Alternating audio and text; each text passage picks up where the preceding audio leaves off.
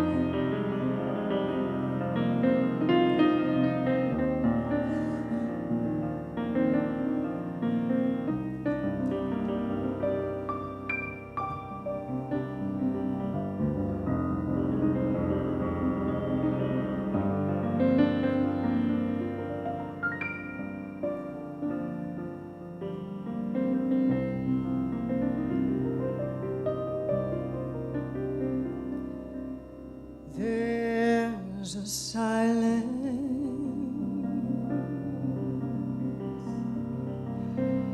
in the stillness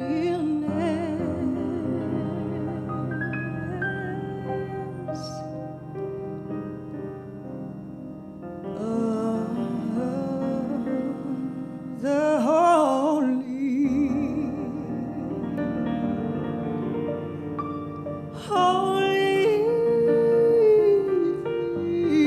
Spirit.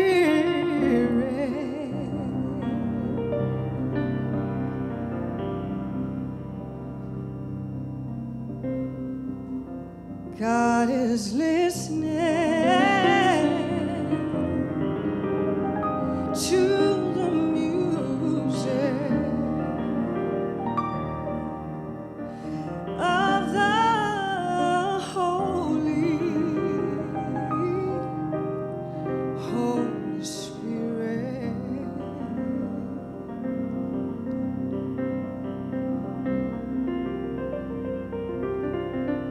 Oh, yeah, hey, yeah.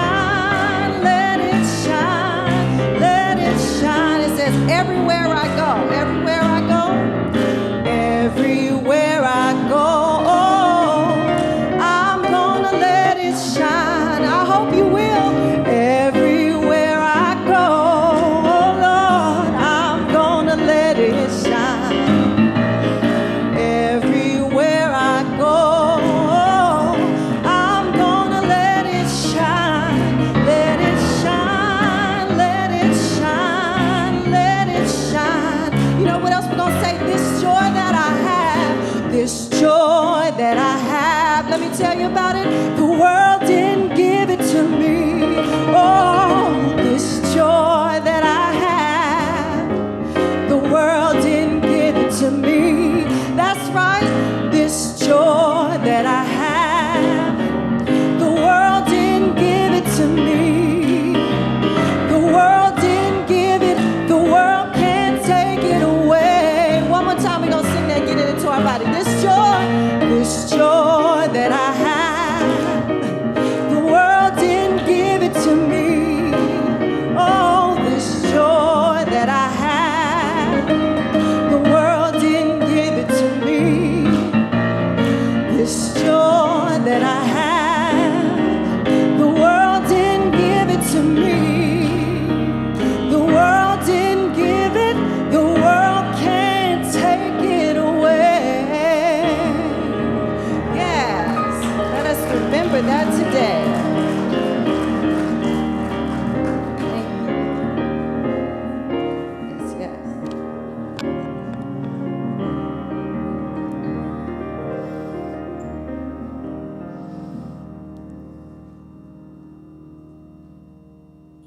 Yes. Yes. That was awesome. That is Takia Franklin, Kev Choice. Thank you for starting us off in such a spirited way. You started out deep and powerful and brought us all to our feet. I love it. Thank you so much. And thank you to Miles Blackwell, our sound engineer. Another hand for our beautiful music team here. Welcome. My name is Rain Dugan. I'm your announcer today. And we like to start here by respectfully acknowledging that in the Bay Area, we gather on the traditional land of the indigenous Ohlone people. We honor with gratitude the land itself and the people who have stewarded these lands for countless generations. Welcome, everyone, to Oakland Center for Spiritual Living, where we teach spiritual principles and practices that nourish us, uplift us, and celebrate our oneness with all of life. Yes, we are doing that already. Celebrating. A special welcome to anyone here for the first time. If you are here for the first time and could raise your hand, Robert has a gift for you. All right, welcome. And Sam. Okay. Thank you. And Sam at the back, and a couple more here. Right. Enjoy your gift and welcome to this community. And we can clap again. We are singing and standing and clapping today. A big welcome to anyone joining us via YouTube Live and Facebook Live. Make sure to sign up for the weekly newsletter so you can learn about everything that's happening at the Oakland Center. Now let's take a moment to bless our children. You can read along with me. We bless all the children in our community and the world. We love you. We see you. You know the truth of who you are. You are unique expressions of God, and we are grateful to have you in our lives. And so it is. A few announcements and reminders. Masks are recommended instead of required. We strongly recommend masking in the prayer room due to the close seating. Today we have a guest speaker, Wayne Clarke, who will be continuing the July topic of speaking truth to circumstance. Yay! Yes, let's keep it going. His topic is standing on Shiva. If you heard Wayne speak at the midweek Oasis service in April, you know we're in for a treat and great wisdom. Thank you for being with us. Wednesday, practitioner Peggy Cotton continues discussion on standing on Shiva on Zoom. Meditation is 6:30 and service, or I don't know if we call it service. Is it service? Service. Service at 7. Okay. Our beloved matriarch and community member, Barbara Williams, transitioned peacefully on Tuesday, July 11th at age 95.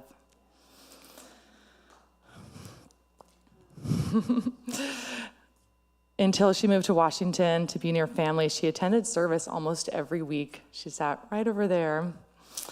Every week, she was a social justice warrior, attending Diversity Circle and other diversity events regularly. She'll be missed by this community and we will keep you posted if we know of anything being planned to celebrate her life.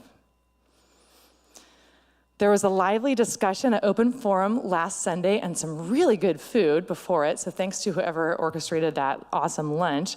If you weren't able to attend, you can join in the conversation by watching it on YouTube.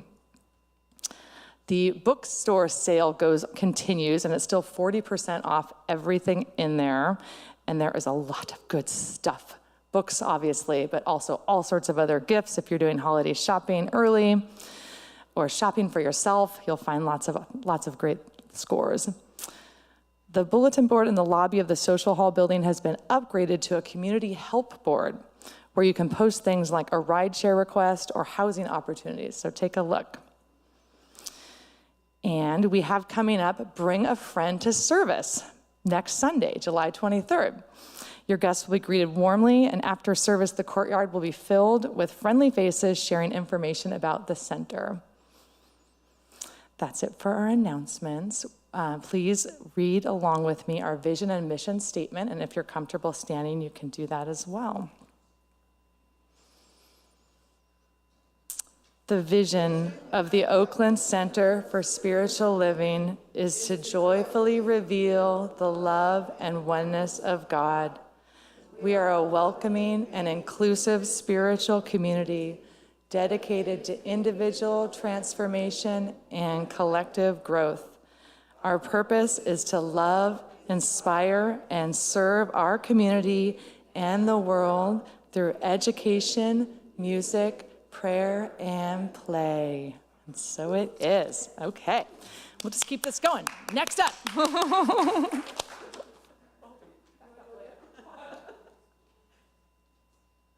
I remembered this time. This is good. That doesn't. I'm Elena Hutchinson. I'm a ministerial intern and practitioner here at the Oakland Center for Spiritual Living. Today I'll bring you a couple of readings from our founder, Ernest Holmes, and one other person. So, I don't know if they're going to be up there, but I will start from Ernest Holmes. The very essence of the universe, call it God, spirit, life, whatever, cannot change. Being all, there is nothing for it to change into. The body of the universe, however, cannot help changing.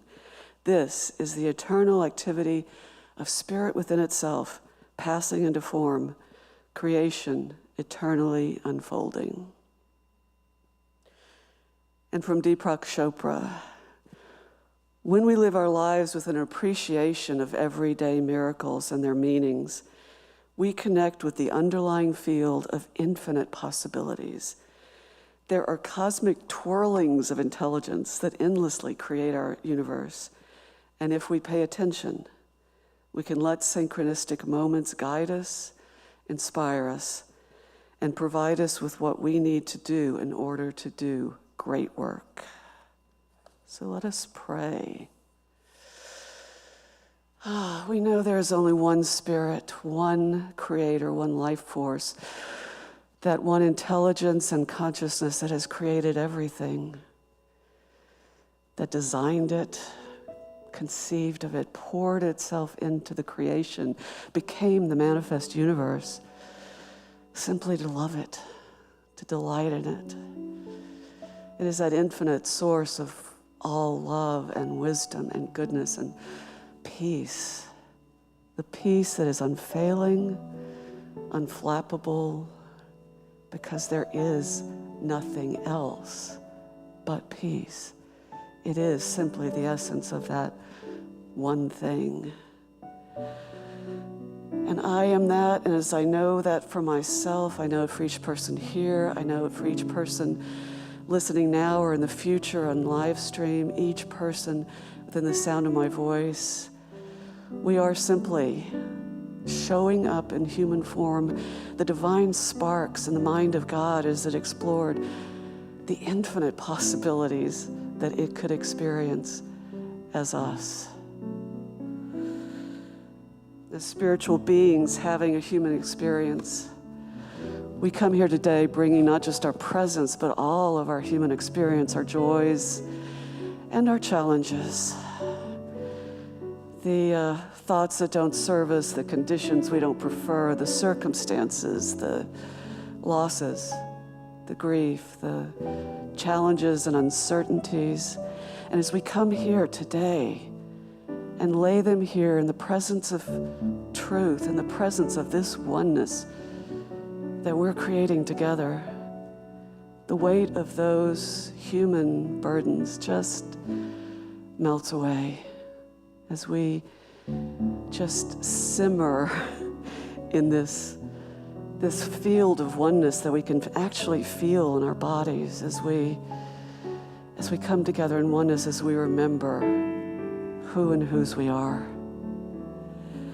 I bless this service. I know that our coming together through all the decisions and choices and changes and paths we each came to come here today, to come together in this way, brought us into this place for a purpose.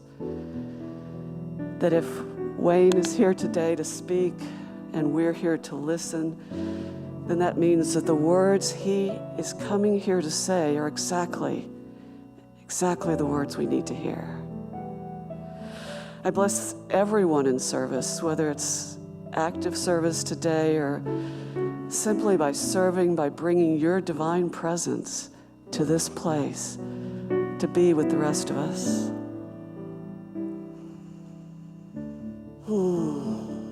I bless our community, poised as we are on the edge of that field that Deepak Chopra talked about, that field of infinite possibilities, creating a brand new community with our new minister and the new people who are coming to join us and the new people who will come to join us. I know that as we raise our consciousness, as we become more and more aware of that divine presence within, as we expand our awareness and it becomes more embodied and more compelling, that presence just radiates out into our lives, into our community, into the world. And we are truly grateful and truly blessed. So I anchor this prayer simply by saying, and so it is.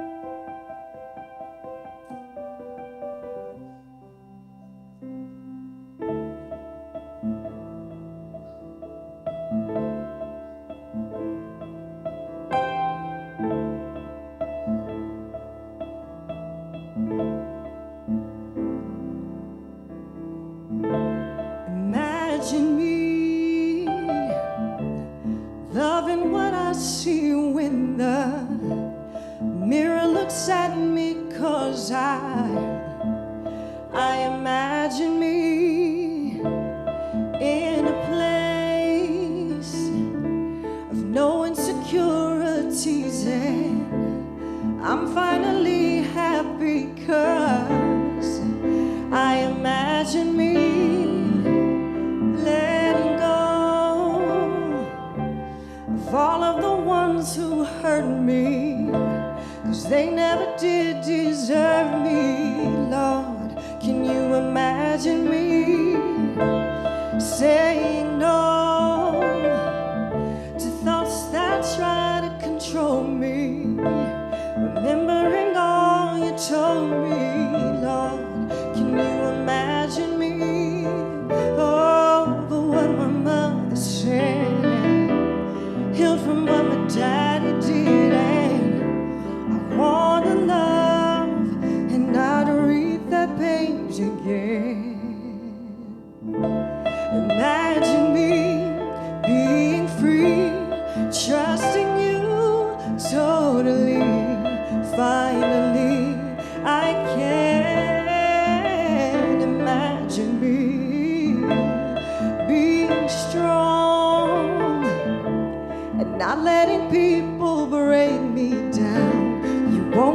joy this time around. Can you imagine me in a world where nobody has to live afraid because of your love fear's gone away? Can you imagine me letting go of my past? And I'm glad I had another chance, and my heart will dance, 'cause I don't have to read that page again. Imagine me being free, trusting you totally. Finally, I can imagine me being strong, not letting people break me down. You won't get that joy this time around. Can you imagine me in a world where nobody has to live afraid because of your love fear's gone away? Can you imagine me letting go of my past? And I'm glad I have another chance, and my heart will dance, 'cause I don't have to read that page again.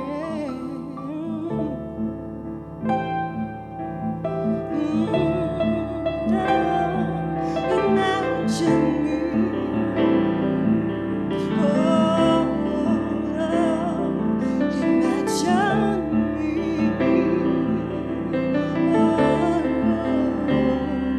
Imagine me.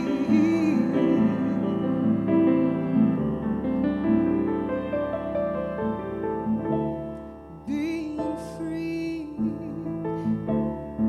trusting you totally. Imagine me.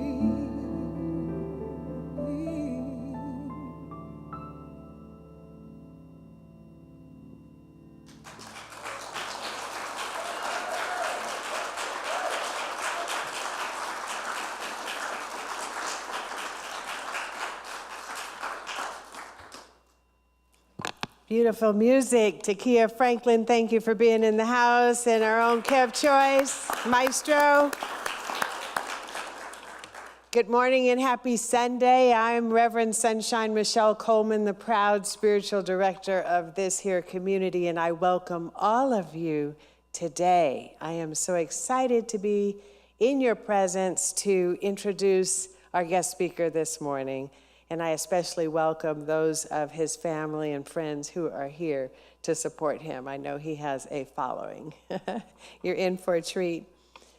So let me just say that when I was first here last November, I noticed a light, several lights, all the lights in the congregation. And Wayne Clarke was one of them. I felt his energy, he and his lady, Janae, and I feel that thing. And then when they came out to the front, we all pointed at each other like, who are you? So that's the light that we have bringing forth today. Let me tell you a little bit about him. You're in for a treat. Wayne Clarke is the executive director of Oakland Impact Center. Before starting Oakland Impact Center, Wayne worked as a community healer and activist, specializing in conflict mediation, gun violence prevention, and life restoration. In addition, he facilitated leadership and coaching training in California, correctional facilities for many years. Wayne is an internationally traveled empowerment speaker, minister, certified life coach, proud father, and grandfather. Wayne lives by a statement he created, "I'm just trying to be what I didn't see." Let's give a warm Oakland Center welcome to Wayne Clarke.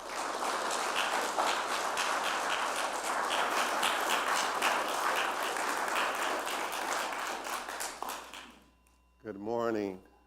Good morning. Good morning. Am I on? I am so honored to be with you all today. There we go. I really don't know where to start. I sat back there about 10 to 11 months ago. It was before our amazing spiritual leader was here. And I never forget driving away and Spirit saying, prepare, you will speak there one day.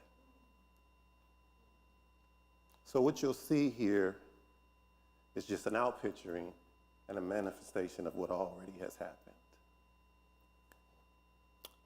I am so honored to be here. I am in gratitude and thankful for everybody who has participated in this day. Everybody from the beautiful smiles at the door, the media team, all of the prayer partners. What can I say? Thank you for ushering us in, Reverend Sunshine, the whole team here. But always super duper thankful for my family being in the building. I love you all. You're dear to my heart, and thank you for being my support system. Today, I won't be speaking from the title, Standing on Shiva. Spirit gave me something else, and so I'll be speaking from that. But before I start, I believe we're going to be in relationship a little bit more, and so I want to introduce myself a little bit deeper. I felt like that was needed before anything. I grew up here in Oakland, California, a particular part called West Oakland, California. Was born in the East Coast, in New York. Was only there for about 2 years. My father wasn't the best, so my mother made one of the most beautiful decisions, I believe, powerful decisions in the 70s to pick up 3 boys. I'm the youngest of 3 boys. Picked up and left. She moved us to Little Rock, Arkansas, where she was born and where she was from. And we stayed there about 2 to 3 years. And we ended up here in Oakland, California at the age of about 5. I'm 46, going on 47, so I've been here 41 plus years. Life wasn't easy, to say the least. Very, very challenging, but got really, really challenging in my early teens and throughout my teens when my mother got really sick. My oldest brother went away to college. My middle brother kind of left the home, kind of doing his own thing. And it was just me and Mom left to be together. And when she got sick, you can imagine, I had to grow up really fast. So as a young man, I knew how to go get the welfare check out of the mailbox, take it to the store, go cash it, get all the money orders from Mom, get all of the things, including hog head cheese on her list, and bring them back to the house, and take care of Mom being sick, which meant giving her all of her medicines, doing all of the things that I thought was actually normal. I realized that I never thought it was a struggle because when I looked around, most of my friends' mothers and fathers were on drugs. So since my mother wasn't on drugs and she was just sick, I thought it was normal, and I thought I actually had it better. But there was a very transformative moment when I was around 15 or 16 that changed the trajectory of my life. I was simply coming home from a basketball practice with one of my better friends, and we were playing as 15-year-olds do, and I was simply saying, I'm gonna beat you in the video game. And he was saying, I'm gonna beat you in the video game. To my surprise, when we walked into the door, PG&E had been shut off. There was candles. Now, this wasn't my first time having my PG&E cut off, but this was the first time any of my friends had ever saw my PG&E cut off. It did something to me. And in that moment, out of survival, I simply told myself, I'm just gonna help Mom with the $10 to $15 that PG&E was back then. No, that don't make sense at all now, but that's how much it was about then. And I said, I can do something. Well, I did what was available to me, and it wasn't good. But that lifestyle took me in instead of me controlling it. Never thought I would do anything to harm my community. Never had intent to become rich, wealthy, or get a lot of money. I just simply wanted to pay PG&E. But as you know, when ego gets a hold of you, it can take you on a path. And out of survival, I did what I needed to, what I thought I needed to do. That ended up being my lifestyle for quite a while. And I don't mind being transparent about it because I believe that my whole existence is to make sure people know that there's nothing that you can't realign your life from. Nothing. The divine calling that is your life is always seeking us. No matter where and what you find yourself in or what you find yourself doing. And so, it was in my 30s, in my early 30s, that I got slowed down. Not by my own wanting. I had one of my best friends get murdered by way of gun violence. And within a 6-month period, my other best friend went to jail for life. Yeah, that's what I did too. I had to finally slow down and rethink, what am I doing? And one of the major reasons that I started to rethink was my life was my 4 beautiful children. I said to myself, one of the things you said you would do is you would commit to being a good father because you didn't have a father.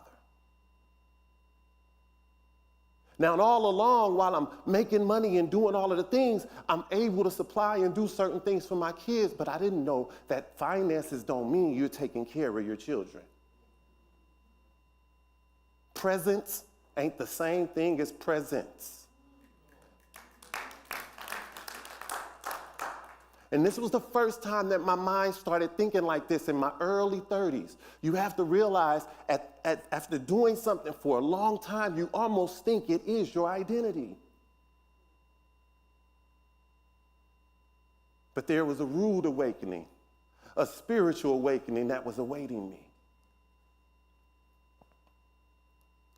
It was in this time where I started to rethink my life and wonder, I said, man, I don't want to leave these beautiful children. I have 3 daughters and I don't want to leave them. And I have a son. I don't want to leave these kids.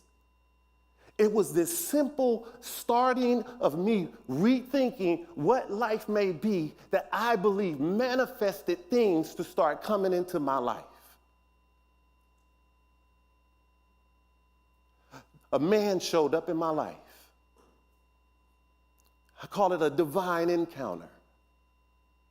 And I remember him so eloquently telling me that I see so much more in you than you see in yourself. Now you have to understand, at this point, no man had ever spoken to my life. I had to become the man of the house. So when this man started to speak, he said some words that changed my life. And he said, do you know that your skill set is transferable? Now, for somebody that thought that being a leader in this way, making finances in this way, using your creative mind in this way, thought it could only be used for this. And now you get this person. Now, this person was a person who had also transformed his life. And he was much older than me. It piqued my interest. Tell me more. And he started to show me and tell me things that he saw that I can do in ways that I can be a blessing to humanity, in ways that I could be a blessing to my community. I am so proud to now be able to say that I was once part of the problem, but I am now part of the solution.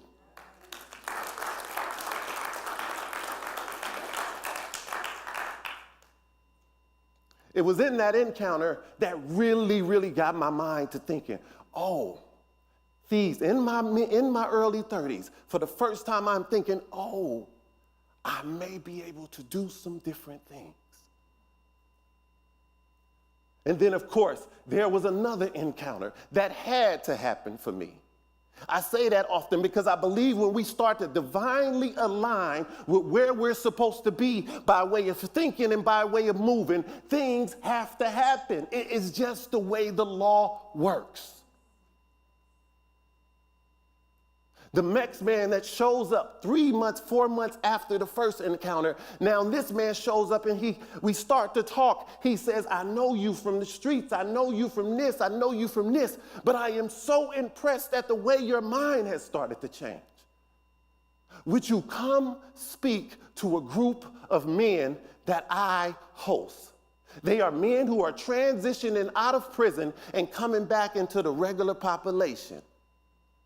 And I said, no way, because I'm still doing some bad things.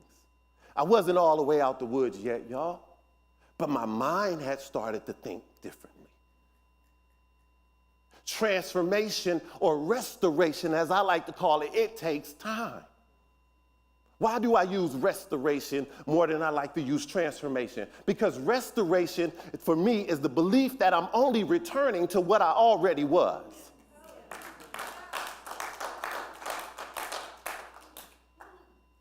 So this is why I use restoration all the time. I'm not trying to be something that is not already in me as the I am. I am already. It is just my awakening to the realization of that.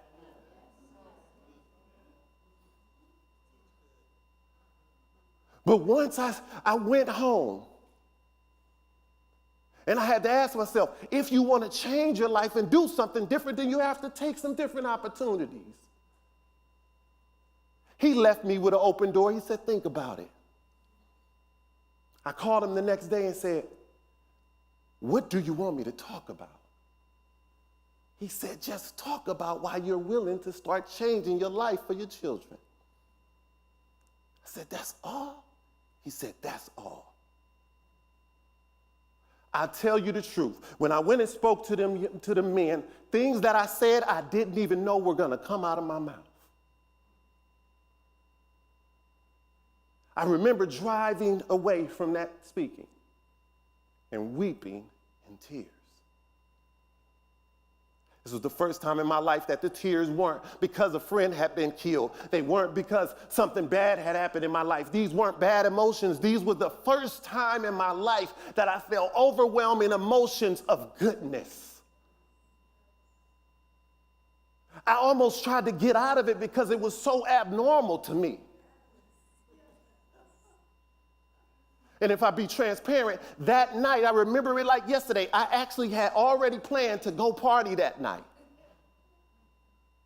But when I pulled up to my house, that voice, the spirit whispers, said, be still.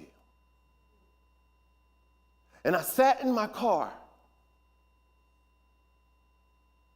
and I heard the whispers for the first time in my life, the whispers of the ancestors. And they said 8 words that changed my life. And the 8 words were simply, this is your life. Go that way now.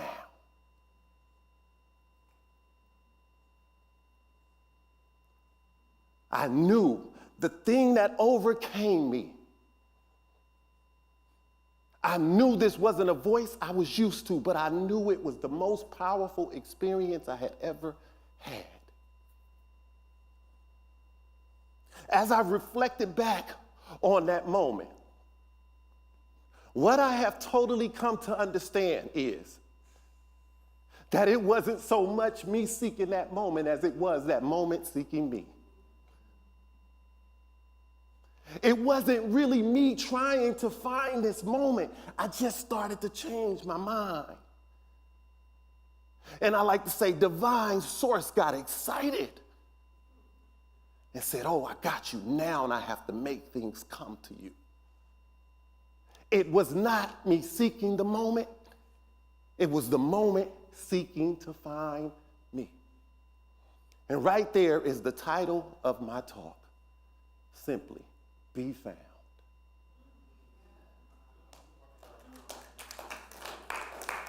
Be found. be found.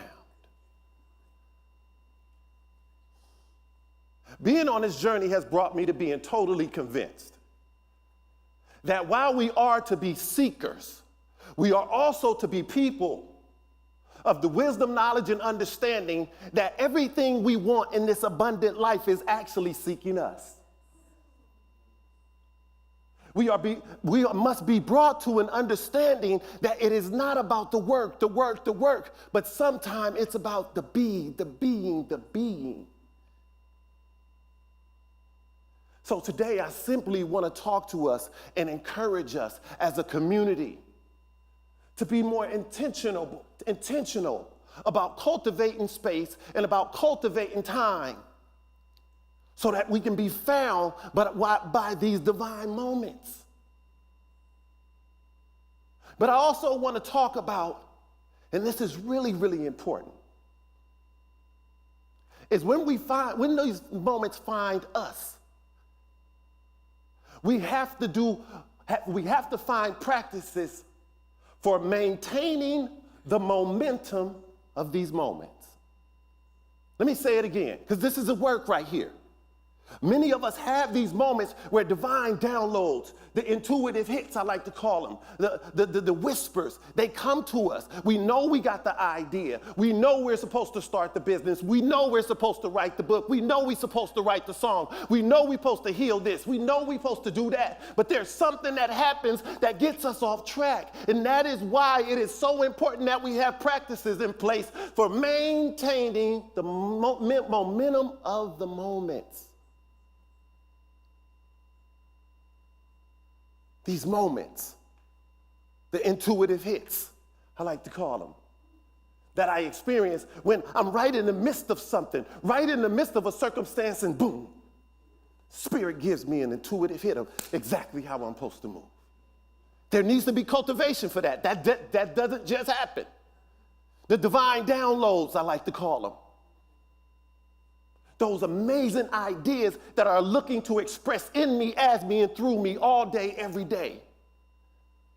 Spirit whispers that likes to find us when we are in the meditative state and just whisper to you, you are loved. You're perfectly aligned. All is well.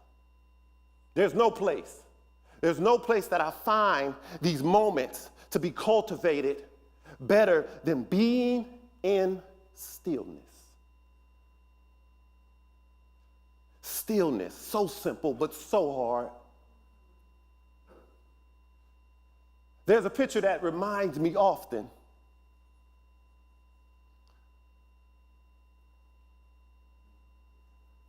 This is a picture that reminds me often. And it breaks it down in a way I've never seen. And it speaks to me. We all know the first one, be still and know that I am God. But look how it is broken down.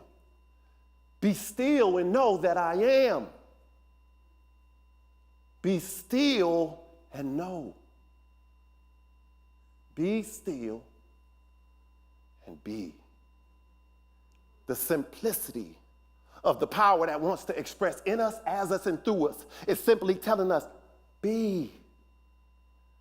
It takes work, though. I love this picture because what it normally does for me, it reminds me, it slows me down enough to remind me that I am a spiritual being having a human experience. Because if I don't be intentional about how I'm moving, life will flip it on me, and it'll be the human experience having the spiritual being. That ain't how we want to live, but that's how a lot of us are living.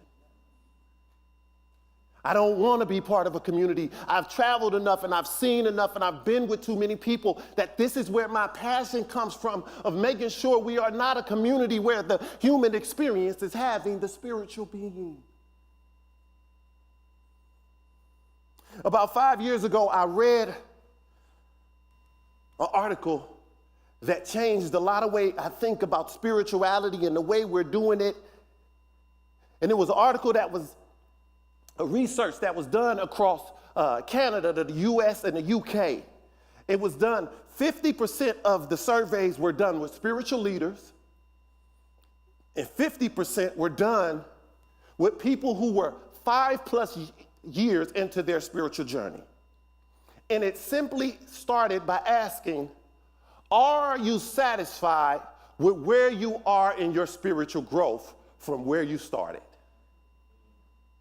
70% said no. No. When I started, I had the zeal. When I started, I thought I would be here by now. When I started, I thought I would be here. 70% said no. 5 years in. And 50% of them are pastors and bishops and ministers and leaders of spiritual spaces. They said no. Then they did a deeper study of the research. And they asked across the board, well, why do you believe that you haven't achieved your spiritual growth? And a resounding answer came back. And it was simply one word: busyness. That one resonates. Busyness. Busyness. We move so much, we move so much, we move so much when we know that there is a power beyond our human efforts. When we know that there are the divine moments that are seeking to express through us and as us. There are divine ideas seeking to find us at all times if we would just slow down and be found by them. If we slow down and be found in what I like to call the purposed point of participation. When I was found before I did that speaking, I was at a purposed point of participation. There was a purpose that I was found there. There was a point that I had moved to. So I wasn't just sitting and waiting. I had started moving some myself. And then I had to say yes to participating in what found me. Purposed point of participation. This is the work. This is the work of getting to a place of spiritual growth that I know we all want, because we all know that this abundant life is ours by birthright. And if it's ours by birthright, then it's always seeking us. Because before we were even in our mother's womb, there was the divine design for our lives. So there's this place of stillness that we must find ourselves in. I have one simple practice that I do more than anything, and I've talked to a lot of my friends that are in ministry, and many of us don't have this practice, and it's a simply thing called pray and stay. Why is this important? It's because many of us, we got the affirmative prayer down packed. But do we actually allow time for Spirit to speak back? Pray and stay. We have no problem putting out into the universe. But do we make space for the universe to speak back to us? I promise you, these practices is what has me standing in front of you today. It's because when I found that I stepped out of my own efforts, I'm one that's known to be what they call, I go hard in anything I do, whether it's good or bad. So when I started to understand these laws and these principles, I said, oh man, I'm on it. And I dove head first. It is not a practice for me anymore. It is a way of life. Pray and stay.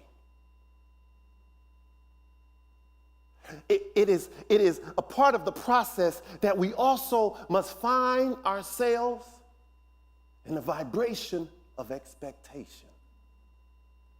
See, once we get going, once we find ourselves in a place of being found, then this is the maintenance part that I was talking about. Because here's what I've come to learn, and you know it too, we experience it all the time. When we get the downloads, when we get the divine whispers, everything about ego is going to tell us it ain't true. That ain't true for your life. You can't make that song. You can't write that book. How dare you? Do you remember what you've done? I have a saying that brings me back to my divinity all the time. It gets me back on track anytime I'm being pulled away or I find myself overthinking. And I simply say, not only do I know that infinite possibilities are out there, but I know that infinite possibilities are on the way right now. Not only do I know that infinite possibilities are out there, but I know that infinite possibilities are on their way to me right now. This brings me into what I like to call active anticipation. See, in the old church, a lot of times we sang about wait on the Lord. No. Get active and going to meet your divine encounter. Do what you need to do. It is so interesting. As a coach, I've had the chance to coach a few people about relationship. And one of my favorite things that I found my niche in how to get people to think, one of my favorite things to do is they come in and I say, okay, what do you want in a partner? Think about this in alignment to what we want in our spiritual journey, what we want the outcome to be. And oh my God, people can just rattle off. I want this, and I want them to be like this, and I want them to be like this, and I want this, and I want this, and I want to travel here. And then I say, now what are you doing in preparation for that? And there's normally silence. If we believe that things are coming to us, if we know that this ever-flowing abundant life is flowing and coming to us at all times, then we have to find ourselves in a place of preparation. This is what I call active anticipation. What are you doing to not think about the thing that you're trying to find, but the thing that is trying to find you? There's a divine encounters waiting for us, but we have to play our part many times in meeting it. This is not a sit still and think that everything is showing up. Yes, I do believe that many things will flow directly to us and find us where we are. But what I have learned is this abundant life that we all know that is ours by birthright, it will take us to get in some harmonious work of actually being active and knowing when to sit still. It needs to be in harmony. It needs to be some of this and some of that. I have come to learn that there is nothing more important than my time in stillness. When I say stillness, it shows up in a lot of different ways. Yes, meditation. My time in meditation is one of the most powerful places that I get the divine downloads, that I hear the spirit whispers, but I also get a lot when I'm sitting next to water. So when I talk about intentionally cultivated spaces, find what works for you. One of the surprising places for me is in the gym. I have my headphones on and I'm going to work and I get downloads. Sometimes I say, Spirit, leave me alone. I'm just trying to work out right now. But I run to that car and write everything that was downloaded. Another place I get a lot is when I'm in nature. Walking in nature and the birds are chirping and the grass is rattling and I hear things and I feel things, but I'm in tune One of my favorite teachers, Abraham Hicks, say, get tapped in and turned on. Tapped in and turned on to the Spirit. You have an awareness and an understanding of, yes. People ask me all the time, Minister Wayne, I hear you talk about hearing from Spirit, hearing from God, hearing from Source, and I'm kind of convinced that you really do it. How? How are you so confident about it? And I ask a simple question. How do you know the voice you know the most? And it's normally because I'm in close proximity a lot of time. Well, that's my life. I find intentional time to be in close proximity, to make space so that Spirit can speak to me and know that I am present and willing and ready to move as I'm supposed to be moved. We all know that there's a power wanting to direct our every step if we would just be found.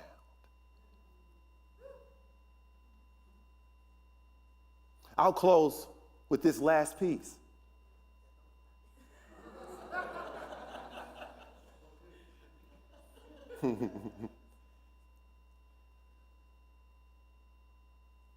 One of the key things that I have found is that as we are moved into alignment, in that divine alignment, there is a way that we should move into it, and it is not easy. And I see ego show up a lot of times, and it is simply we need to be found in love.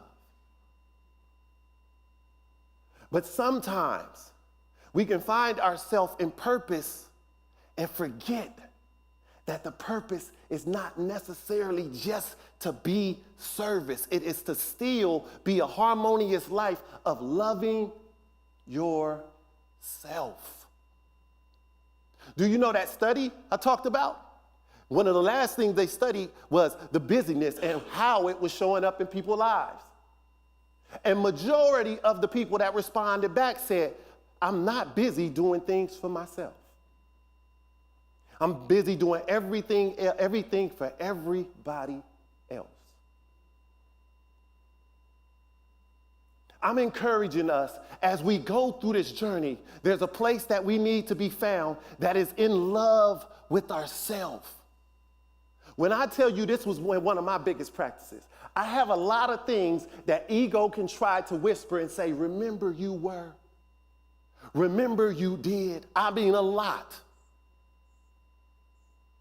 And my response now is, I am not what I did. I acknowledge what I did. I have a practice called acknowledge, affirm, celebrate. I don't run from anything that I did. I acknowledge it. It was where my consciousness was at that point. No guilt, no shame. And then I affirm, but that wasn't who I am. It was what I did. I don't have to run from anything, any thoughts. It was what I did. And I acknowledge it, but then I affirm it is not who I am, and then I affirm who I really am. The all-powerful spiritual being here with a major purpose to be a part of an amazing humanity, to be a world changer, to heal, to love my family, to love the community, to be a game changer, to be the example that a lot of my community has never seen. That is who I am.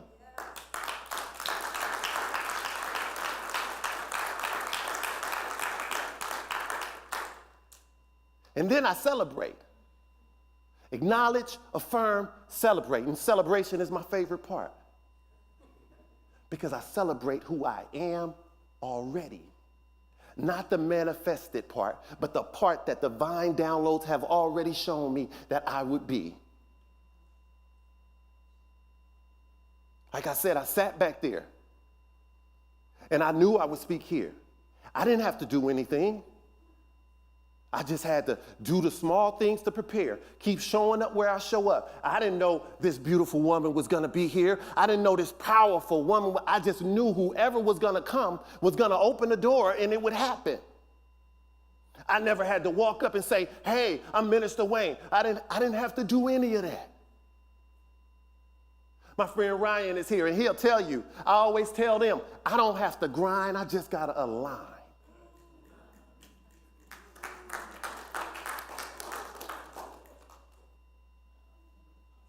Make sure that we are found in a vibration of love. What does that look like, Minister Wayne? Be more graceful with yourself. Be more forgiving with yourself. Practice some physical and spiritual self-care. And find reasons to celebrate yourself. Do you understand how hard this in my coaching, it is hard for us to celebrate ourselves. Because we have been wired to find all of the negative things. I remember being in a training where they talked about this, and they did this example, and they showed us this example of people coming in that had taken a test. And the test was 50 answers. And most of them was 1 + 1, 2 plus. They made it to the point where you would get 59 right and 1 wrong. And guess what everybody came in and did?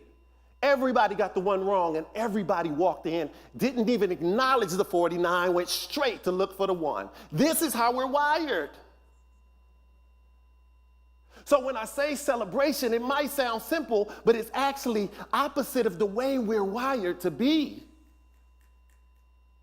I have a practice every single day. The first things that come out my mouth is, Wayne, I am proud of who you are. I am proud of where you have brought us to. I am proud of you acknowledging your divinity. I am so proud of the service to humanity in your community, and I am proud of the father, the son, and the brother that you are.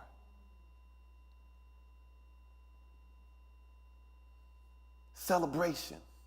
There's a study that shows that a lot of depression and anxiety can't exist when you celebrate like this. It can't exist at the same time. Celebration is a powerful, powerful practice. So find ourselves in love. Last thing, I have a thing that was downloaded right after I read that article. It troubled me. I started to go ask my minister friends, hey, do you have things in your life that you feel like you do time for yourself? And a resounding answer was no. I still remember one of my sisters talking to her, she's a pastor, and she wept because she said, I looked and I'm not pouring into myself, I'm pouring into everybody else. It brought me to make this simple practice, and it's called the exposure test. And anytime I think I'm a little unwound or not in a place where I can be found, I do an exposure test. And for 7 days, if you may, you simply take inventory of what you're exposed to throughout the day. Now, here's the funny thing. It sounds so simple, but majority of us won't do it because we're too busy. I asked 5 people to do it. 2 of my brothers, they never called me back for about 4 months. But the 3 people that did. So all I gave them is I said, from when you wake up to when you go to lunch, take note of the things you have exposed yourself that nourishes your soul, that are doing good for you. And then from lunch till the end of the night, check it again. Check it, but you have to take inventory of all the things that you was exposed. I'm talking about meetings, work, the talk with my cousin, the talk with the Netflix, whatever. Write it all down and then check the things that actually nourished your soul.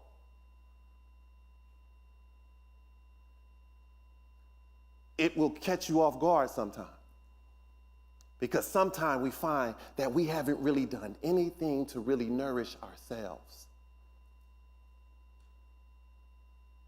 And so today I stand in front of you banging on the bong, saying, we must be found in proximity. So the divine downloads, the intuitive hits, and the spirit whispers can guide us, lead us, nourish us, help us. And then when we have them, we must make sure we have practices for maintaining the momentum of the moments. I'm so passionate about seeing us continue to spiritually grow. Humanity needs it more than ever. I'm going to do my part, and I pray that you do yours. Be blessed.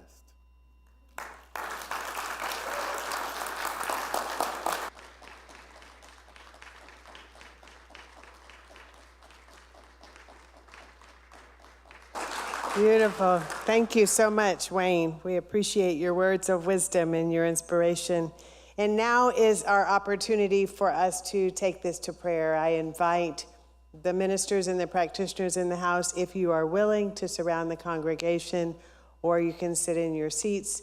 Those of you on live stream who are ministers or practitioners, we ask you to stand, if you will, in consciousness. And those of you who are seated, we ask you to go into prayer and with us and simply know and accept this truth.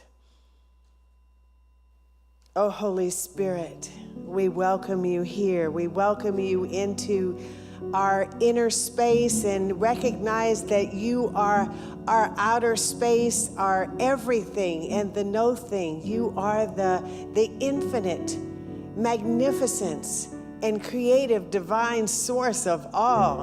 And we are so grateful to stand in this awareness this morning together as community here at the Oakland Center for Spiritual Living. Thank you, Robin, for bringing the prayer box up. And so as we gather together in consciousness in this prayer, accepting it even before it is uttered, knowing that divine source fulfills all, we simply pause and we breathe in the knowingness. We change our minds, allow our minds to be changed into fulfillment and completion, into recognizing faith and trust and joy and harmony and health and clarity and well-being and peace and celebration and guidance and all the goodness of life. Praise God for that. We bless our nonprofit partner of the month, the Mankind Project, blessing them as they support men in programming through the community, giving thanks for all they do. Blessing our beautiful Mother Earth, planet Earth, giving thanks for your own restoration and healing and well-being as you continuously and generously give to us, allowing us to be here enjoying your beauty and your wholeness. Blessing all of our youth everywhere, wherever they may be, from the wee ones to the older ones, and giving thanks for their growth and development, fulfillment, that they are provided for and supplied for, that they are loved. We love our youth everywhere. Blessing all who are in sacred service this morning, giving thanks for their heart of service and community and love in their sacred seva. Blessing our world, knowing that all of the things that are going on, we turn into this beautiful affirmation, declaration of wholeness. And where there is war, we know peace. Where there is illness, we know where there is sickness, we know wholeness. Where there is chaos, we know peace and balance and harmony. Where there is homelessness, we know everyone that there is divine resource, that folks are provided for right where their need is. Whatever is going on that needs the healing energetic of God, we know is applied right now in the ways that make sense for the situation. We bless our prayer ministry and the names on our prayer lists, that those loved ones who are seeking specific resolution from their circumstance, whatever their issues are, right now we lift them up in this beautiful cocoon of love, of God's love, calling the names out now of Mary Sloan, Marilyn Marco, Hector and Marcella Sabin, Michael and Riley, Alice Knudsen, Grady Nobles, Mother Brown and her daughter Lynn and her niece Julie, and those who have transitioned to the other side. We know that there is only the one life, whether it is here, there, or wherever it may be, that God's love is providing for them even now. And so we lift up the name of our beloved Barbara Williams, knowing that as she has stepped over to the other side, that she certainly had a life well lived here on this earth plane, and knowing that she's dancing with the angels wherever she is, doing her thing and shining brightly. We bless her and her family. We bless dear Reinhard Jolie as he is blessing and memorializing his friend and his classmate Franz Witzman. We bless and hold them in peace and comfort. The same for Deborah Jackson and her family and the children of Elsie Fields as they release her to her greater yet to be, having lived a life of 101 years young here on this earth plane, loving them forward. Blessing our own Anthony Prado and his family as he releases his brother, Paul Prado, who transitioned just the other day. And we lift Paul, knowing that there is ease and grace in moving to the other side, and that Paul's heart, that Anthony's heart and his family are comforted here right now as they grieve his loss. We bless and lift as well Jimmy Reddick, knowing peace and harmony and love, balance and well-being. And so I fling the doors of this prayer wide open for you to lift your own name out loud and speak not only your own name, but those who are on your prayer list into this vortex of love, please. This is the time for us to hold space for each and every one of us in all of the names that are being uttered. Whatever the situation is, I know there's nothing too large or small for, in the spirit of the infinite, to resolve and to lift up into his grandness of love. And so as we hold that consciousness of healing and well-being in gratitude and appreciation, collectively we surrender this word into the divine ethers of love and law, knowing that it is activated, it is made manifest, it is fulfilled, it is complete, it is done, and done well, right here and right now. Praise God, giving thanks. We let it be, we let it go, and we know that it is, and all is well, regardless of appearances. Declare with me, won't you? And so it is. Amen. Praise God. Blessed be. Thank you, practitioners. Thank you, Robin. Thank you, everyone. And now is our time for conscious giving. And by that, this is our opportunity to give with joyful hearts of what we have to give, as we have so been inspired today. Knowing that in the divine law of circulation, there is giving and then there's what? Yes, because it works both ways, right? It works both ways. So we have lots of ways for you to give. For those who are in the sanctuary, we have new giving envelopes that are in the seat pockets. You can prepare your offering and put it in there. We also have pledge cards. We appreciate your commitment to give to this community, and so please do fill that out. Some of us have already put forth our offering and it's deducted automatically. Praise God for that too.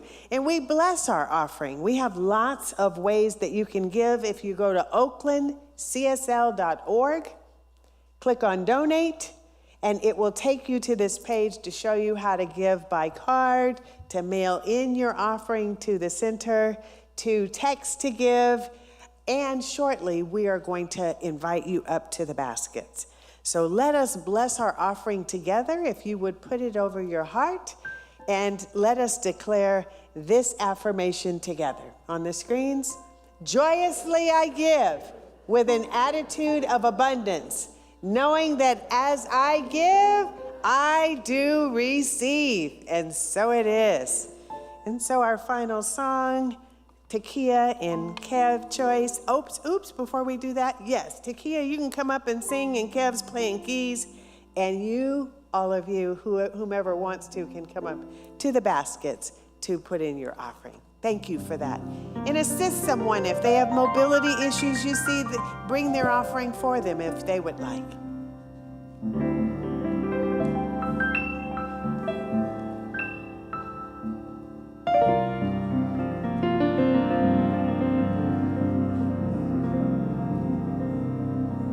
A new song,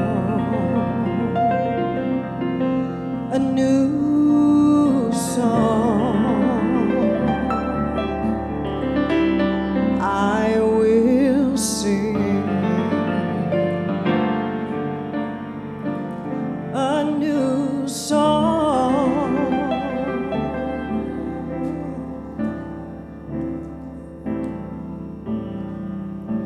My old song is so weary.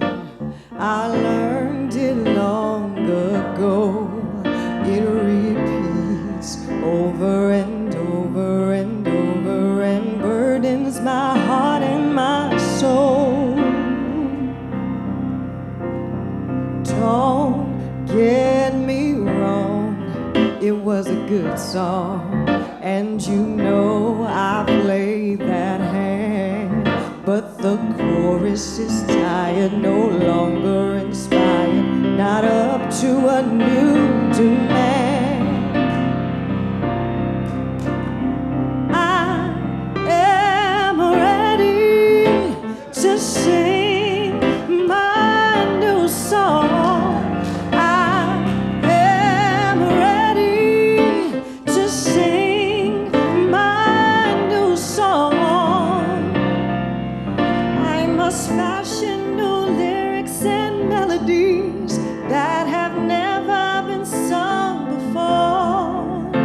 I fill my voice with possibility, creating a brand new song. I am ready to sing my new song.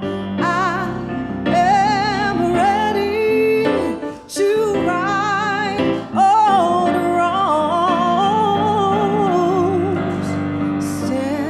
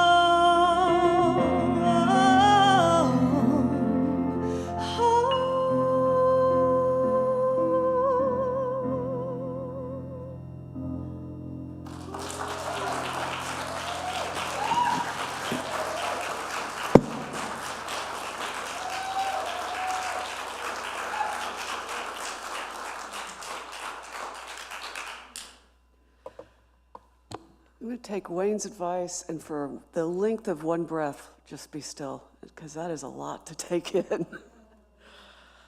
So we want to do our gratitude practice part of our service today. We want to thank Wayne Clarke for bringing his message, his wisdom with so much authenticity, so much heartfeltness. Our musicians, Kev Choice and Takia Franklin, who remind us how cleansing music can be, especially when it's brought with that much consciousness. And the person who brings us our musicians every day and probably doesn't get thanked enough, our head of our music ministry, Andy Robbins. Big one. I want to thank Robin Rice Olmsted at the back, who held the high watch today with our meditation and the prayer box. Our fabulous announcer, Rain Dugan, who brings a little cloud of joy with her every time she shows up. Everyone who lent their abilities, their skills, their presence today, from the AV team to the back office, to people who have been preparing for this service, not just today, but all week. The people who are showing up for the first time, following Wayne's advice. You lifted your sails and let the winds of OCSL find you. So we're grateful to have you here. Let's see, the practitioners. We always like to remind you the practitioners are available always to pray.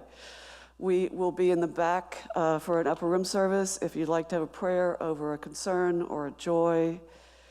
Some of the practitioners offer longer sessions. This is not just a long prayer, it's actually a chance to expand your consciousness a little bit, to do some spiritual stretching.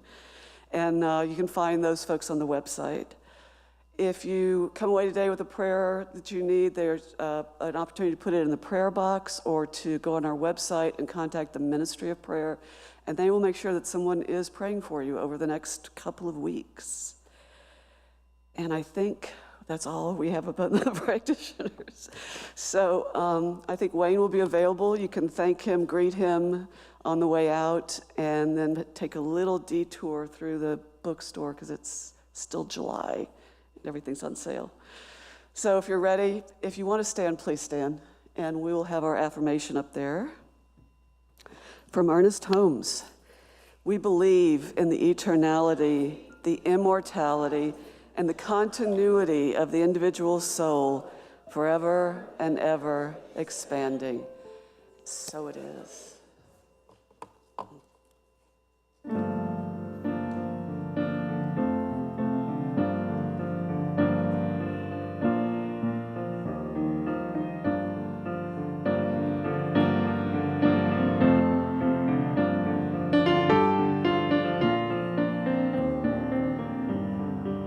Oh, let me